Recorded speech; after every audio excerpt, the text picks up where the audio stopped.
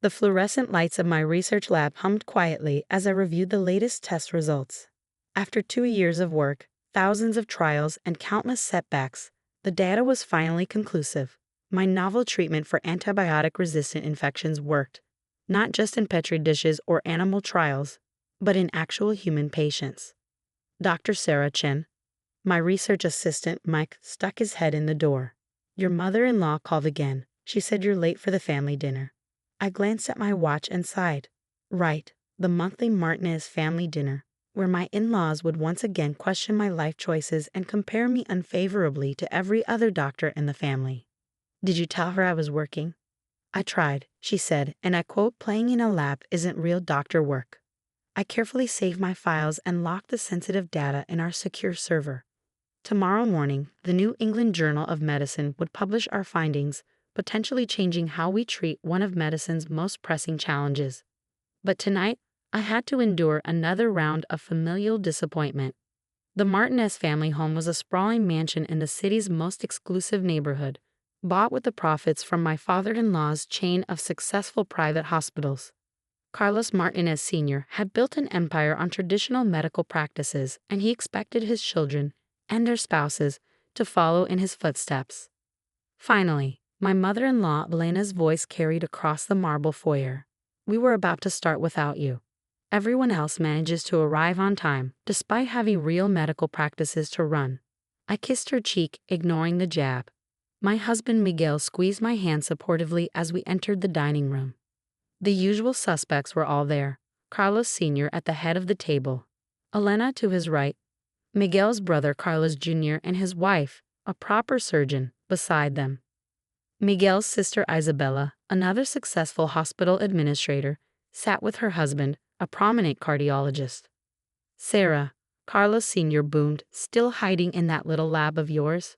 When are you going to join the real world of medicine? My research is going well, thank you, I replied, taking my seat. We're making significant progress. Progress? Elena scoffed. 2 years, and what do you have to show for it? Meanwhile, Carlos Jr. just opened another surgical center, and Isabella's hospital wing is breaking records. I thought about the data locked in my lab server, about the patients who'd recovered from previously untreatable infections, about the pharmaceutical companies already competing for licensing rights. Sometimes important work takes time, I said carefully. Not everything in medicine produces immediate visible results. Visible results pay bills, Carlos Sr. declared. This research obsession of yours, it's not what we expected when Miguel married a doctor. Speaking of which, when are you two going to give us grandchildren? Or is the lab more important than family too? Miguel started to object, but I touched his arm. Tomorrow would change everything. Tonight, I could endure one more dinner of subtle insults and not so subtle disapproval. Carlos Jr. launched into a story about his latest surgical triumph, and Elena beamed with pride. That's what a real doctor does, she said pointedly. Saves lives directly, not theorizing in some laboratory. I pushed my food around my plate, remembering the faces of the patients in our clinical trials. People who'd been dying from untreatable infections, who'd exhausted every other option. People who were now healthy thanks to our theoretical work. Sarah's research could help thousands of patients, Miguel defended me. He was the only one who knew the full scope of my work, though even he didn't know about tomorrow's publication. Or it could waste millions in grant money, Carlos Sr. countered. Money that could fund real treatments in real hospitals. Like your hospitals?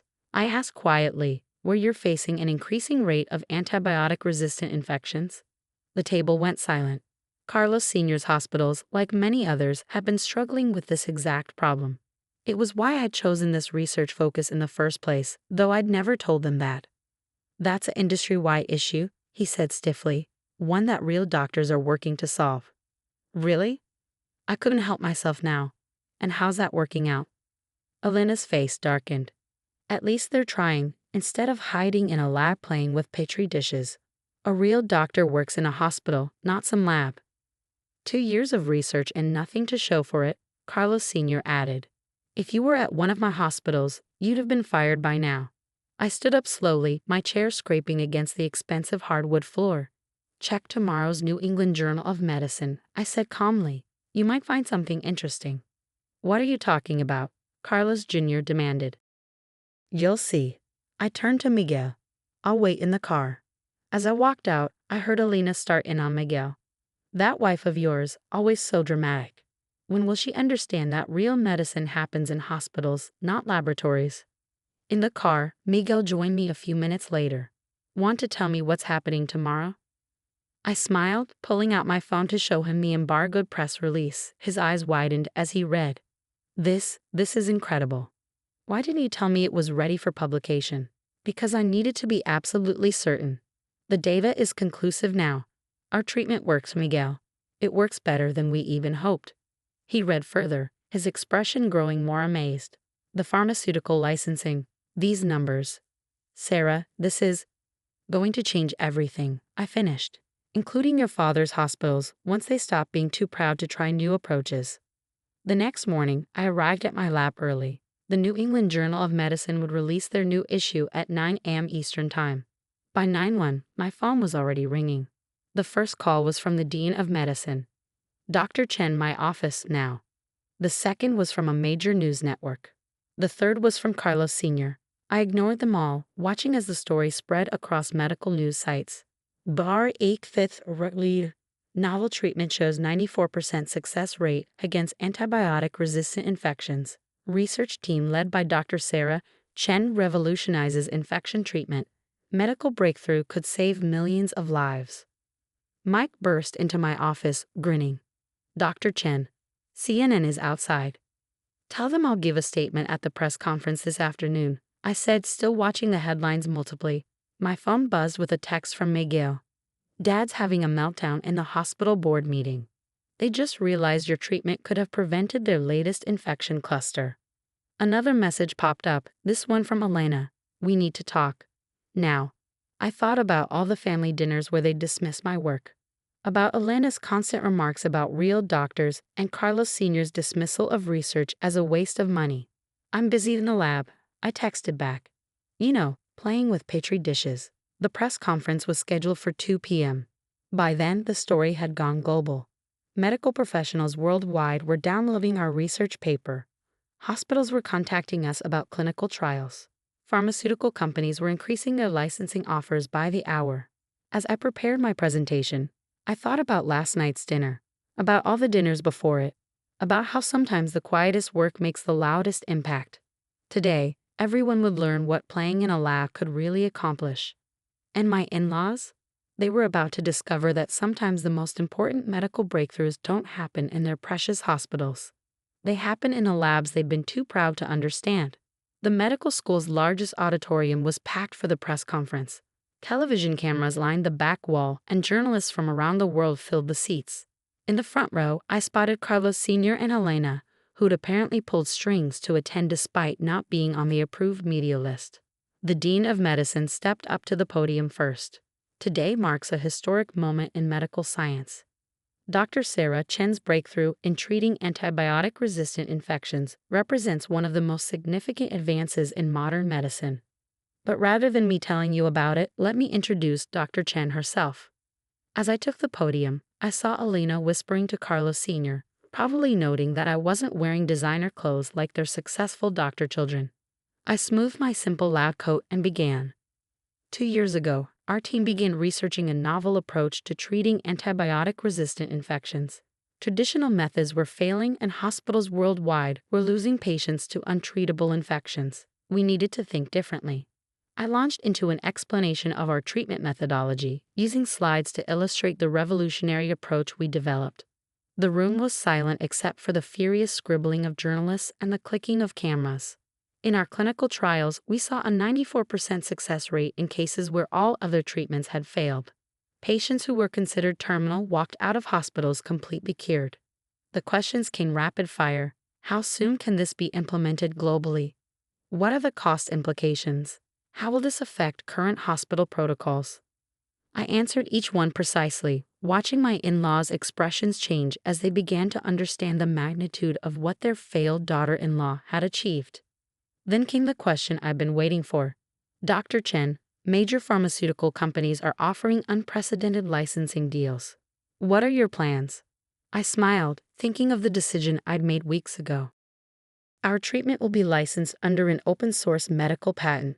Any hospital or medical facility can implement it for a nominal fee that covers only research costs.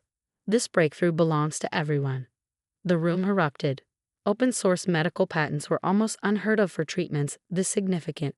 I saw Carlos Sr. nearly fall out of his chair. He'd probably been calculating potential profits for his hospital chain.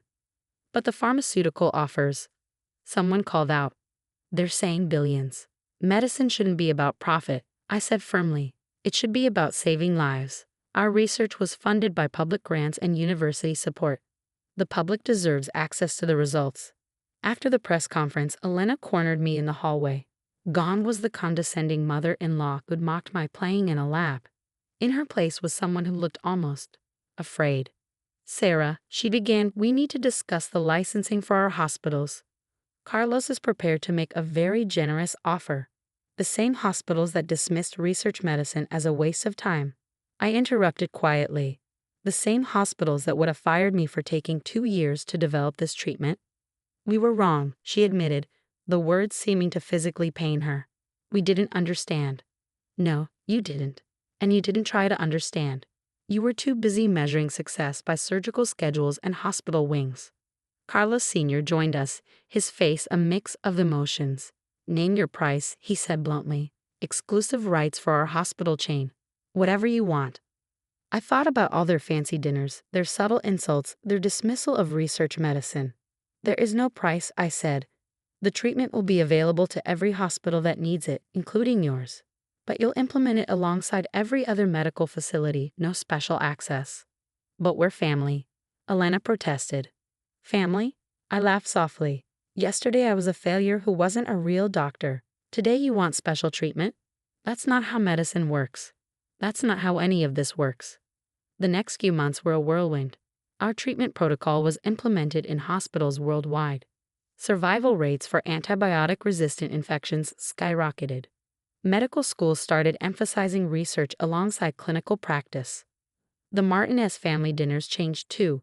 Gone were the snide remarks about real doctors. Instead, Elena and Carlos Sr. sat quietly while other family members asked about my research. Carlos Jr. even admitted that the treatment had saved several of his surgical patients who would have died from post-operative infections. 6 months after the breakthrough, I received an unexpected visitor in my lab. Isabella, my surgeon's sister-in-law who'd always sided with her parents about real medicine. I was wrong, she said simply. We all were. I've seen your treatment save patients I would have lost a year ago. I'd like to learn more about research medicine. That conversation led to a collaboration between my lab and her hospital department, combining clinical practice with research in ways that helped advance both fields. A year after the publication, I stood on stage accepting the Lasker Award, one of medicine's highest honors. In my acceptance speech, I addressed the divide between clinical practice and research that had driven my in-laws' dismissal of my work. Medicine isn't just what happens in hospital rooms, I said. It's also what happens in quiet labs, in late-night research sessions, in years of patient investigation. Every major medical advance came from someone willing to look beyond current practices and ask what if. In the audience, I saw Elena dabbing at her eyes with a tissue. Carlos Sr. sat straight-backed, finally showing genuine pride in his daughter-in-law's achievements. The open-source licensing decision had transformed not just infection treatment but the entire approach to medical patents. Other researchers followed our example, creating a new model of accessible medical innovation. Lives were being saved not just in wealthy private hospitals but in small clinics and developing nations. 2 years after the breakthrough, I opened the Chen Research Institute, funded by the nominal licensing fees from our treatment protocol. The institute focused on collaborative research between clinical practitioners and laboratory scientists, breaking down the artificial barriers between different types of medical work. And yes, we even partnered with Martinez hospitals, though Carlos Sr. had to accept that he couldn't control the research directions or claim exclusive rights to discoveries. At the Institute's opening ceremony, Elena approached me with an unexpected request. Would you speak to my women's group? About research medicine. Many of their children are choosing between clinical practice and research, and they don't understand the value of laboratory work. I smiled, remembering all her past comments about playing in a lab. I'd be happy to, I said. After all, someone needs to explain that real doctors come in many forms. The last breakthrough came at another family dinner, but this one was different. Instead of criticism and comparison, the conversation focused on collaboration between clinical practice and research. Carlos Jr. discussed how research findings improved his surgical outcomes. Isabella shared excitement about her hospital's new research department. And Carlos Sr., who had once dismissed my work so completely, finally said what I never expected to hear. I was wrong about research medicine. Sarah showed us that sometimes the quietest work makes the loudest impact. As I looked around the table, I realized that my breakthrough hadn't just changed medicine. It had changed minds. It had shown that innovation doesn't always wear surgical scrubs or work in hospital wings. Sometimes it wears a lab coat and spends years pursuing a possibility that others dismiss. Because sometimes the biggest medical breakthroughs don't happen in operating rooms. They happen in the labs where people dare to think differently, work patiently, and ignore those who say it can't be done, even if those people are family.